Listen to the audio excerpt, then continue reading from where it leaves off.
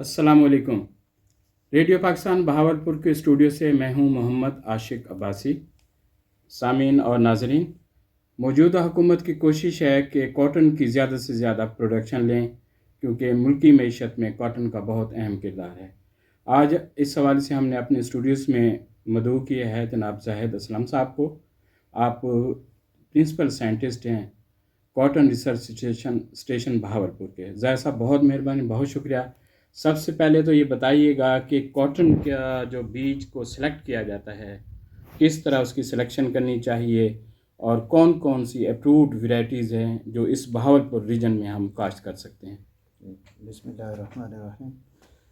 सबसे पहले जो है हमें कॉटन का जो सीड सिलेक्शन है जी उसमें ये मद्देनज़र रखना चाहिए कि उसकी जो जर्मिनेशन है वो कम से कम 70+ में हो। जी तो उसमें अप्रूव्ड वैरायटीज़ जो हैं, जो कि पंजाब सीड कॉरपोरेशन के जो मुख्तलिफ़ अज़ला में जो सेंटर्स हैं, वहाँ से जो आपको अप्रूव्ड वैरायटीज़ का बीज मिलेगा वो पूरा एक प्रोसेस उसका वो कंप्लीट हो चुका होता है, जिसमें उनका जर्मिनेशन टेस्ट भी होता है। जी तो उसमें आपने जिसकी अपना जर्मिनेशन परसेंटेज 70+ में हो तो वो आपने इस्तेमाल करना है। उसमें अब दो तरीके होते हैं कपास को लगाने के लिए।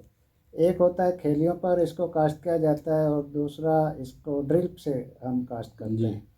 अब जब ड्रिल होती है तो उसमें हम कम से कम 10 से 12 किलो वो डिलेंटेड सीड हम यूज़ करते हैं।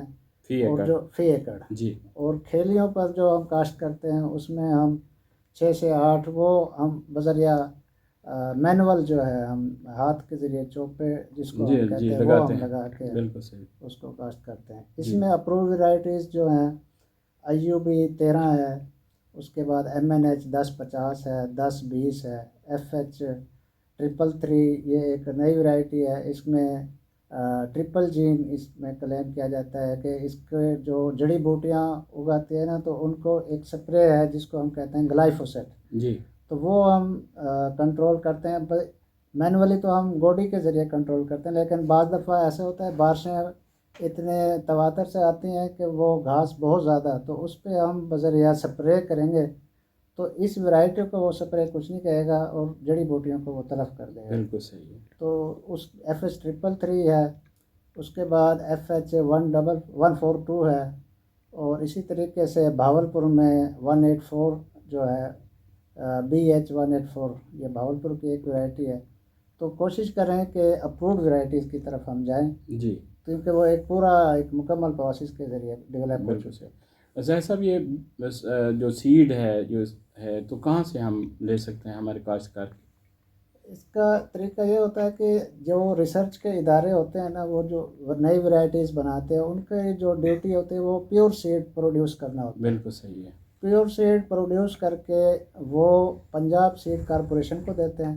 पंजाब सीड कॉरपोरेशन एक गवर्नमेंट की तरफ से इदारा है जी जो कि उन वैरायटीज़ को मल्टीप्लाई करता है, पूरा उनका प्रोसेस करता है और उसके बाद उनको पैकिंग करके शहज़ोर के ब्रांड के नाम से इनके जहाँ जहाँ भी सेंटर होते हैं वहाँ पे ये ये देते वो हैं। सप्लाई करते हैं। बिल्कुल सही। इसके अलावा अब एक्सटेंशन डिपार्टमेंट वालों ने फैसिलिटेशन सेंटर्स भी बनाए हैं मुख्तलिफ तहसीलों की जी, सतह पे। इस वक्त जो है ना, अब कॉटन को इस गवर्नमेंट की तरफ से ज़ोर दिया जा रहा है कि 3 टाइम्स इसको हम जो ऑलरेडी हमारी एक रूटीन है उससे इसको बढ़ाया जाए बढ़ाया जाए। इसकी जी कास्ट को। जी तो उस सिलसिले में मुख्तलिफ मेयर्स अडॉप्ट किए जा रहे हैं। उसमें किसानों को इंफॉर्मेशन के अलावा उनको जो है नई वैरायटीज़ का सीड जो है वो भी एक, अब जिस तरह भावलपुर में गला मंडी में अब एक सेंटर बनाया है, बनाए गए। फैसिलिटेशन जी सेंटर, जी। जो कि इंफॉर्मेशन भी देंगे और उनको बीज के बारे में मालूमात भी देंगे कि कहाँ से आपको अच्छा सीड जो है इसके मिल अलावा सकता सब्सिडी पे बीज भी प्रोवाइड करेंगे। है। जी, ये एक्सटेंशन की एक जी जी सर्विस है, वो भी सही। इंशाल्लाह। अच्छा जहर साहब, इसके बाद आता है मरहला अपना ज़मीन की तैयारी का। जी तो मुख्तसर तौर पे हमारे भाइयों को आप रहनुमाई देंगे कि किस तरह वो अच्छी ज़मीन तैयार करके कॉटन को लगा सकते हैं। इसमें 2 से 3 हल जो है डीप प्लो यानी गहरा हल चलाया जाए। जी उसके बाद उसको रोटावेट करके, तो अब डिपेंड करता है, अगर आपके पास वत्तर अवेलेबल है जी तो तो फिर आप ड्रिल की तरफ जाएं, क्योंकि ड्रिल में ये होता है कि जब आप बिजाई कर लेते हैं तो तकरीबन कम से कम 1 महीना आपको पानी का इतना इशू नहीं नहीं रहता। होता, बिल्कुल 1 महीना सही। तक आप जी बिल्कुल फ्री हो जाते हैं। जी। और दूसरा ये है कि खेलियों पर काश्त, उसमें फिर यह है कि 2 हल, फिर रोटावेटर, और उसके बाद खेलियाँ जो है रिजर से वो बना ली बनाए, जाती हैं। जी जी। और इनमें ये अब जैसे आफ्टर वेट हम काटन लगाएंगे तो इस वक्त जर्मिनेशन चूँकि थोड़ा सा लेट प्रोसेस हो रहा है, कुछ मौसम का भी हुआ है, कुछ दिनों पहले ठंडा हो गया था मौसम, जी तो उसमें यह हुआ है कि हम जो है प्लांट का आपस में फासला जो है 1 फुट या उसके थोड़ा सा 9 इंच जिसको कहते हैं, और उसमें जो हम चोपा लगाते हैं उसमें 4 या 5 सीड कम से कम एटलीस्ट लगाएं कि अगर जर्मिनेशन का कोई इशू बने पौधे निकल आए। बिल्कुल सही। छितराई आसान होती है बनस्बत, फिर बाद में उसको गैप फिलिंग जो है वो मज़ीद भी लेट कर होने सकते पे हैं। आता जी है। जी, बिल्कुल सही। तो दूसरा जो है ड्रिल का है, ड्रिल में ये होता है कि आप यानी सीड रेट जो है 10 से 12 किलो यूज़ करें, बिल्कुल और सही। बाद में छितराई करनी है। सही है। अच्छा, तो बुआई के वक्त ज़ाहिद साहब खादों का इस्तेमाल और पानी किस तरह लगाना है, और साथ जड़ी बूटियों की जो अगर स्प्रे करनी है तो वो भी रहनुमाई फरमाएं। ज़मीन की तैयारी के वक्त 1 बैग DAP का हम रिकमेंड करते हैं 1 एकड़ के लिए जी। और जब खेलियों पे हम काश्त करते हैं तो ज़ाहिर उस वक्त हम पानी लगा के और फिर हम उसको चोपा उस पर लगाते हैं, तो जब तरबतर कंडीशन में हम उस पर पेंडिमेथिलीन और अब पेंडी और सीटा का मिक्सचर भी अवेलेबल है, तो वो जड़ी बूटियों के लिए हम इस्तेमाल करते हैं। तो उससे ये होगा कि आपकी ये प्री इमरजेंस है, यानी जड़ी बूटियों के उगाव से पहले एक ये स्टेप है। जी बिल्कुल सही है।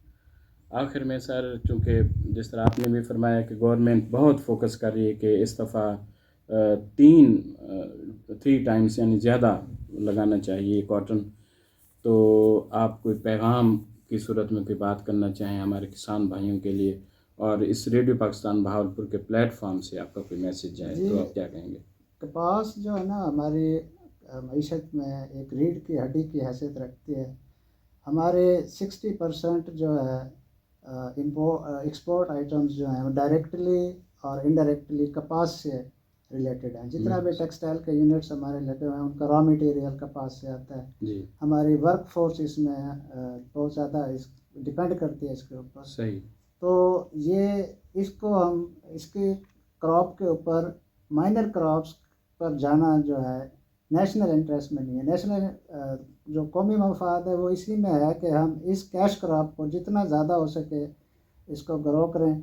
अब गवर्नमेंट ने इसके लिए 8,500 यानी एक बेस लाइन जो है ना कि इससे कम ये पे ये सेल नहीं होगी, तो इसकी एक सब्सिडाइज प्राइस मुकर्रर कर दी है।